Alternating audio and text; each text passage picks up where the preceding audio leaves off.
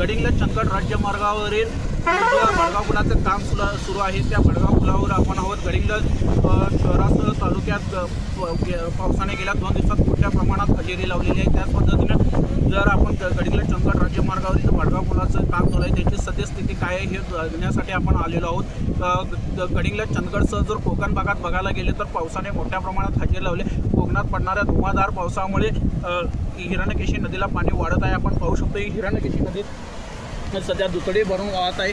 हिरण्यकेशी नदीवरील जो सध्या पर्यायी पूल आहे त्याचं काम सुरू आहे।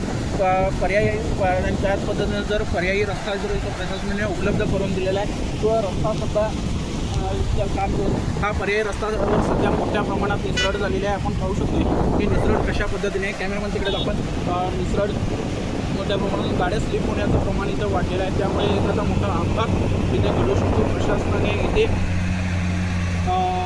धोकादायक रस्ता किंवा संभाव्य धोक्याची कल्पना देणारी सूचना फलक लावणे गरजेचं आहे।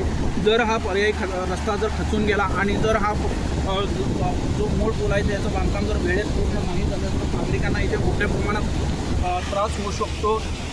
सध्या पर्यायी भडगाव पुलाचं काम सध्या संत गतीने किंवा हलगर्जीपणाने असं आम्ही म्हणणार नाही, जे पूर्णपणे व्यवस्थितरित्या सुरू आहे। फक्त ते वेळेत पूर्ण होणे गरजेचं आहे। जर हे काम वेळेत पूर्ण नाही झालं तर मात्र नागरिकांना मोठा त्रास सहन करावा लागू शकतो।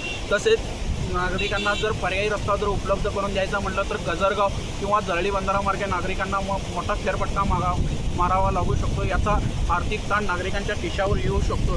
जर त्यामुळे प्रशासनाने ते वेळेत लक्ष देऊन हे काम अगदी लवकरात लवकर पूर्ण करणे गरजेचं आहे। त्याच पद्धतीने जर आपण ह्या पर्यायी रस्ता जर बघायला गेला तर ह्याची सध्या माती ढासळण्यास सुरुवात झालेली आहे। जर पावसाचा जोर वाढला आणि नदीच्या पाण्याचा जर प्रवाह जर एकदम दुथडी भरून जर वेगात वाहू लागला तर हा पर्यायी रस्ता फार काळ टिकू शकत नाही। हे आपण व्हिडिओ तुम्ही बघू शकतो। आणि जर प्रवाह वाढला तर हा रस्ता वाहून जाईल तर इथे सांगण्यात कोणत्याही ज्योतिषाची गरज लागणार नाही।